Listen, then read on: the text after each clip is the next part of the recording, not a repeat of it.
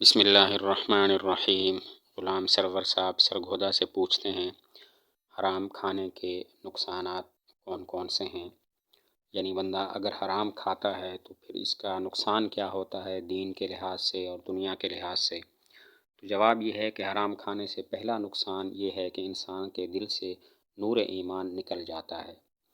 پہلا نقصان اس کی وضاحت یہ ہے کہ انسان کے دل کے اندر ایک قسم کا ایمان ہوتا ہے اور اس کا نور ہوتا ہے، تو حرام کھانے سے ایمان کا یہ جو نور ہے وہ انسان کے دل سے نکل جاتا ہے اور اس کو وہ محسوس بھی نہیں کر سکتا کہ میرے دل سے یہ نور کیسے نکل گیا۔ دوسرا نقصان یہ ہے کہ حرام کھانے سے طبیعت کے اندر سستی اور کاہلی پیدا ہوتی ہے۔ دوسرا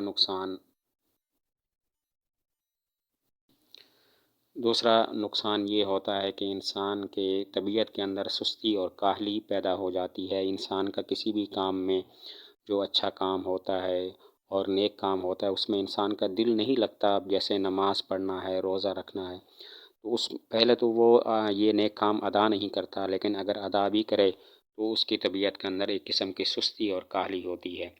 تیسرا نقصان یہ ہے کہ انسان کے دل میں برے خیالات اور جذبات کثرت سے پیدا ہوتے ہیں۔ تیسرا نقصان یہ ہے کہ انسان کے دل کے اندر چونکہ ایمان کا نور نہیں رہتا تو اس کے جذبات اور اس کے خیالات پراگندہ ہو جاتے ہیں، اور وہ کثرت سے ایسے جذبات و خیالات کا عادی ہو جاتا ہے جو انسان کو نیکی سے دور کر دیتے ہیں اور برائی کے قریب کر دیتے ہیں، تو برے خیالات اس کے دل میں ابھرتے رہتے ہیں۔ چوتھا نقصان یہ ہے کہ نیک کام کی طرف سے انسان کی طبیعت ہٹ جاتی ہے۔ جو بھی نیک کام کرنے کا یا تو ارادہ نہیں کرتا یا ارادہ کر لیتا ہے تو شیطان اس کو ورغلاتا ہے اور اس کو اس نیک کام سے دور کر دیتا ہے۔ پانچواں نقصان یہ ہے کہ حرام کھانے سے انسان دین سے دور ہو جاتا ہے اور اس کی آخرت برباد ہو جاتی ہے۔ دین سے دوری بھی ایک نقصان ہے، اور یہ پانچواں نقصان ہے کہ جو حرام کھانے سے ہوتا ہے، انسان دین سے دور ہو جاتا ہے اور اس کی آخرت برباد اور تباہ ہو جاتی ہے، کیونکہ وہ پھر صرف دنیا کے اعمال کرتا ہے جو دنیا میں اس کو فائدہ پہنچا سکیں، اور آخرت کے اعمال سے بالکل بے فکر ہو جاتا ہے، تو اس طرح سے اس کی آخرت تباہ ہو جاتی ہے۔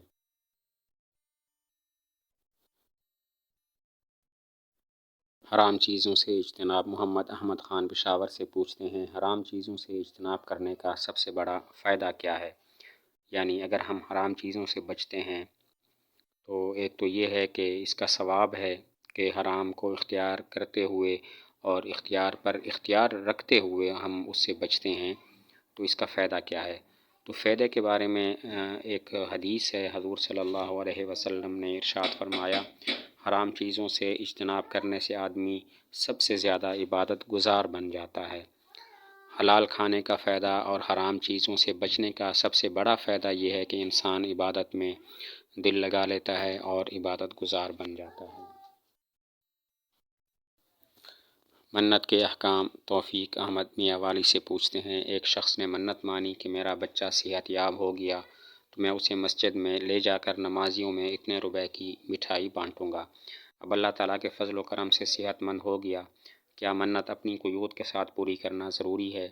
سوال کا خلاصہ یہ ہے کہ منت مانی، نظر مانی کہ میرا بچہ اگر ٹھیک ہو جاتا ہے تو میں مسجد کے نمازیوں میں مٹھائی بانٹوں گا۔ تو اب اس کا ایک تو یہ ہے کہ کیا یہ ایسی منت ماننا اور ایسی نظر ماننا صحیح ہے یا صحیح نہیں ہے، اور اگر صحیح ہے تو پھر جو قیدیں ہیں کہ مسجد میں جاؤں گا اور مسجد کی نمازیوں میں مٹھائی بانٹوں گا، تو کیا یہی کہ انہی قیدوں کا لحاظ کرنا بھی ضروری ہے یا نہیں ہے؟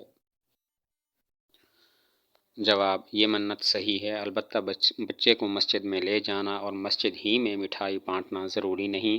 جتنی رقم کی مٹھائی بانٹنے کی منت مانی تو وہ نقد رقم یا اتنی مالیت کا کوئی سامان مستحقین کو صدقہ کر دیا جائے، منت پوری ہو جائے گی۔ اور اگر مسجد میں رقم یا مٹھائی دینا چاہیں تو بلا امتیاز سارے نمازیوں کو دینا ضروری نہیں ہے، بلکہ کچھ لوگوں کو بھی مٹھائی دے دی جائے تو منت پوری ہو جائے گی۔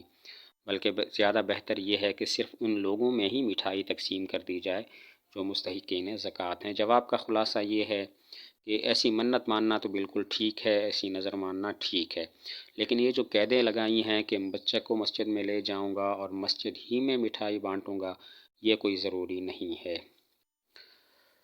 جتنی رقم کی مٹھائی کی اس نے منت مانی ہے اتنی رقم کی مٹھائی لینا تو ضروری ہے، یا کم از کم اتنی رقم دینا ضروری ہے، یا اتنی رقم کا سامان اگر لے لیا جائے تو بھی ٹھیک ہے، وہ مستحقین کو دے دیا جائے۔ اور دوسری قید کہ مسجد میں ہی دوں گا، تو اس مسجد کی قید بھی ٹھیک نہیں ہے، مسجد کے علاوہ بھی تقسیم کر سکتے ہیں، البتہ اگر مسجد میں دینا چاہے تب بھی ٹھیک ہے، اور مسجد میں اگر لے جائے تو پھر صرف نمازیوں کو یا خاص نمازیوں کو دینا بھی ضروری نہیں ہے، بلکہ کچھ لوگوں کو اگر دے دی جائے مٹھائی اور کچھ لوگ رہ جائیں تو بھی کوئی بات نہیں ہے۔ لیکن یہ سب باتیں تکلف والی ہیں، ایسا کر دیا جائے تب بھی ٹھیک ہے، لیکن اگر اس سے ایسا نہ بھی کیا جائے بلکہ کوئی اور طریقہ اختیار کیا جائے کہ مثلاً مٹھائی یا اس کی جو رقم ہے یا اس رقم کا جو سامان ہے وہ مستحقین زکوٰۃ کو دے دیا جائے۔